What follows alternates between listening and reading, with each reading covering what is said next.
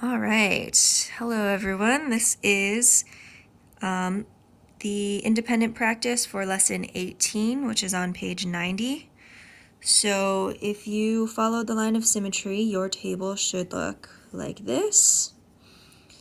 This was what the plot points were when they gave it to us.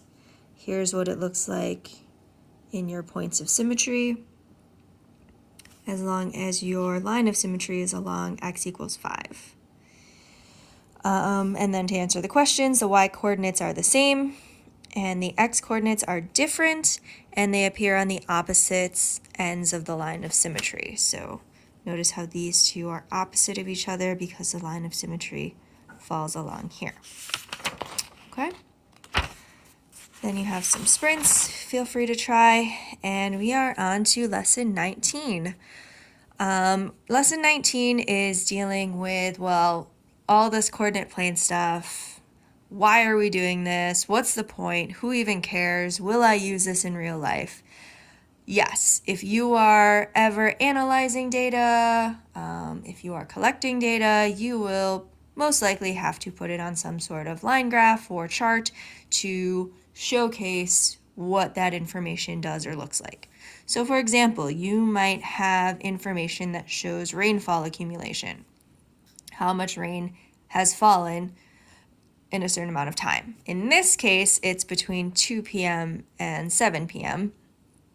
There are other ways to collect data, but we'll just look at this particular one. Notice how you have an x-axis going across showing the time change, the y-axis going up showing the amount of rainfall in inches. It still follows the same procedures as our coordinate plane, but they are just changing the intervals or what is being measured going across, and the intervals are changing based on what is moving up on your graph.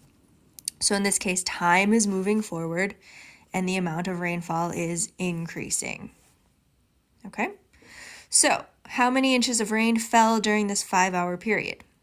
You're going to look through, see where it stops, and that will give you the total. Because it's a line graph, not a bar graph, you don't have to add them all together. You just have to look at the last plot point at 7 o'clock and you'll see that it was 2¼ inches of rain.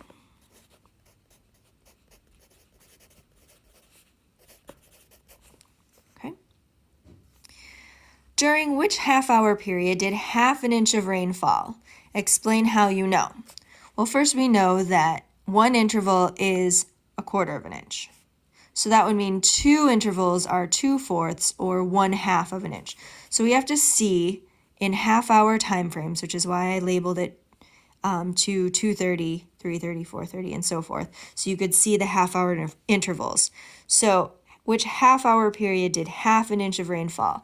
So between one of these intervals, so across two of these, because this would be 2 o'clock, 2:15, 2:30, between two intervals, where was a ½ inch of rainfall? So where did it jump 2 spots? So here, notice it's 2 to 2:30, but it's only one interval, so that's only 1/4 inch. From 2:30 to 3, you can see that it jumps 2 intervals, so that's 1/4 inch and ½ inch. So we found that pretty quickly. So between 2:30 to 3 o'clock is where the ½ inch fell. Now we can keep looking and we'll see, oh, only one jump, no change at all. 3 intervals, one interval, or not even an interval, half an interval, half an interval, half and half. So none of them make that 2 interval jumps to show ½ inch. So the only one is 2:30 to 3 o'clock with a ½ inch of rain falling. During which half-hour period did the rain fall most rapidly? So here's where those slopes come into play. Where do you see the steepest slope? So the biggest incline, and you can see it right here between 4:30 and 5 o'clock.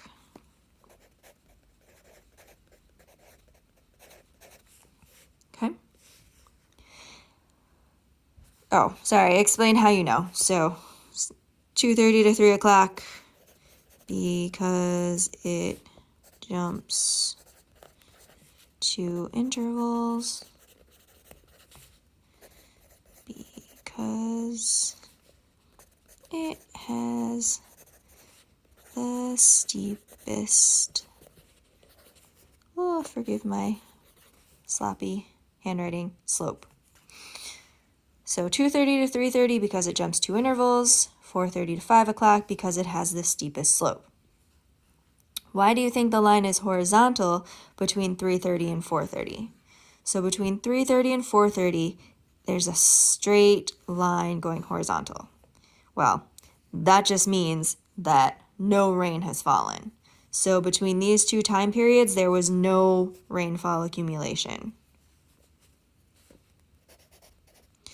So no rain fell between 3:30 to 4:30. Okay? All right, then for part E, for every inch of rain that fell here, a nearby community in the mountains received 1.5 feet of snow. How many inches of snow fell in the rain community between 5 p.m. and 7 p.m.? So here's where conversions come into play from previous modules. 1 foot is 12 inches. That means 1.5 feet is 18 inches. So 12 plus 6, because 6 is half of 12. When you add those together, that's how I got 18 inches. Okay? So between 5 and 7 p.m., there was 1.25 inches of rain. So we have to take that and then multiply it by 18 inches. So 1.25 times 18. Now, you can multiply 18 times 1 and then 18 times 1/4 and then add them together. Or you can do improper fractions where you take 4 times 1 is 4, plus 1 is 5, so 5/4 times 18. Either way, it will get you to the same answer. So I'm going to do 5/4 times 18 over 1. Okay, so 5 times 18, well, that's 40. 5 times 1 is 5, plus 4 is 9, all over 4. So I have 90 divided by 4. Okay. 4 can go into 9 2 times. Minus 8 gives me 1. Bring down my 0. Then that's another 2. Minus 8 gives me 2. 22 2/4 inches, or 22.5 inches of snow.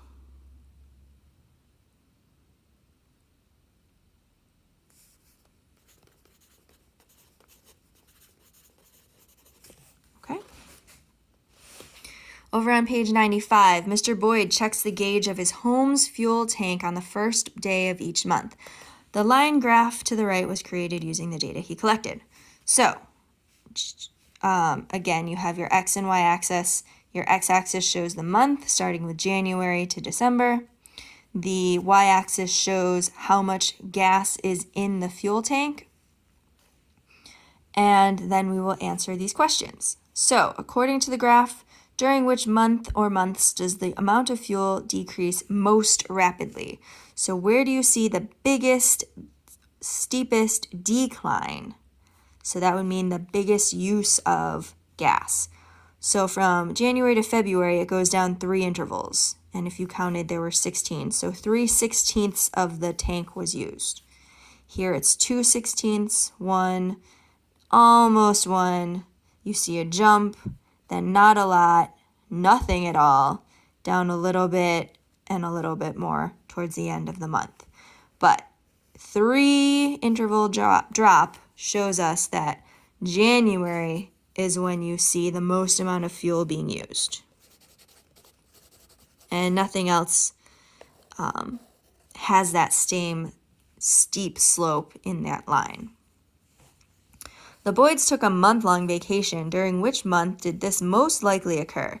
Explain how you know using the graph. Well, if they're gone, I wouldn't imagine any gas being used, whether it's for the stove or for heat or anything. So you would want to look for a straight horizontal line in the month.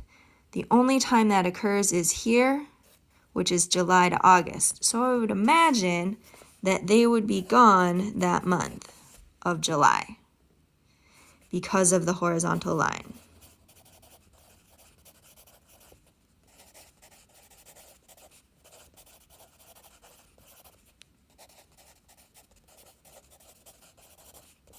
That means no gas was used. Now, maybe they didn't turn on the stove, maybe they weren't using heat because of the summer weather, but all in all, it's probably because they weren't there. Because even in August, you see that slight use of gas for whatever reason, even though it's a summer month.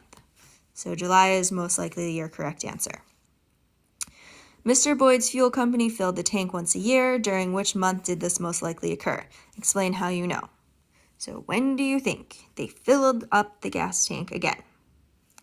Where do you see the increase? Well, May to June. So June sees that huge spike in gas. So I would imagine that June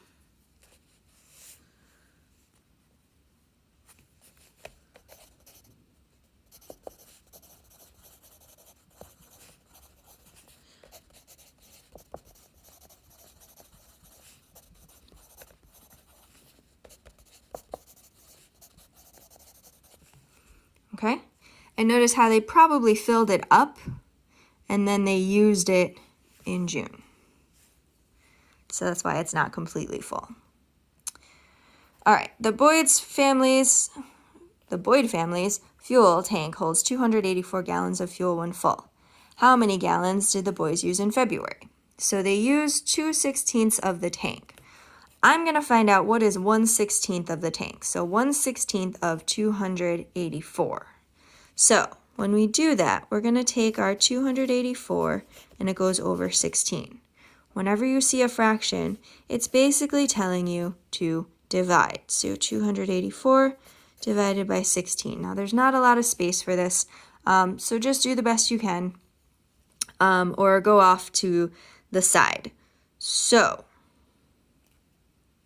28 divided by 16.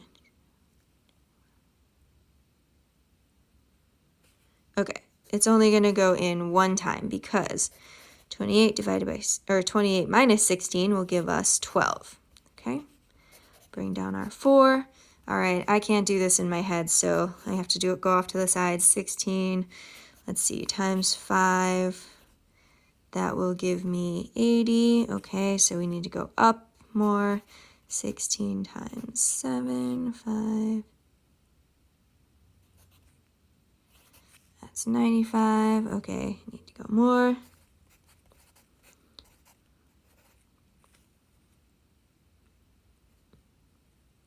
Oops. That's too much. 9 times 5. Why can't it? Yeah, 14. Okay, so 16 times 8 gives me 48, 8, 128. Ooh, did I do this wrong? I did. 16 times 7 is 42. Wow. 7, 8, 9, 10, 11, 112. There we go. Ooh, 16 times 7 is my better choice. So 124 minus 112 will give me 212. So 17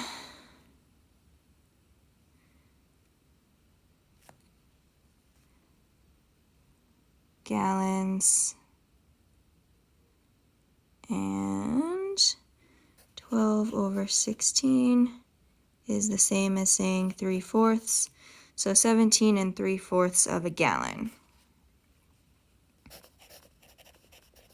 That's what 1/16 is. So since February took up 2/16, we have to take 17 3/4 and multiply it by 2 or add it together.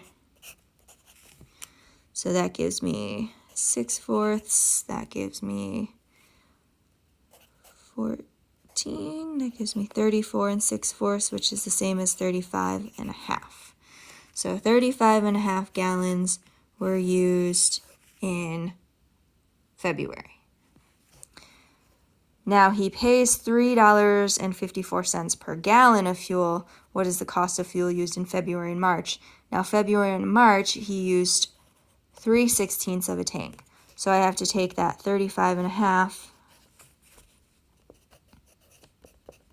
add another 17 3/4. That's the same as, so that's 2/4, so that's 5/4. Then 7, 8, 9, 10, 12. 52 5/4, which is the same as 53 1/4. Then we have to multiply that by $3.54. So 53.25, because 0.25 is the same as 1/4. And I'm going to multiply it by $3.54. 4 times 5 is 20. 4 times 2 is 8, plus 2 is 10. 12 plus 1 is 13. 21. Okay, then I put a 0 down for my next place. That's 25. That's 12. 15, 16. 25, 26. Okay, 2 zeros because my 3 is 2 spots over. That's 15, 6, 7, 9, and 15. Woo!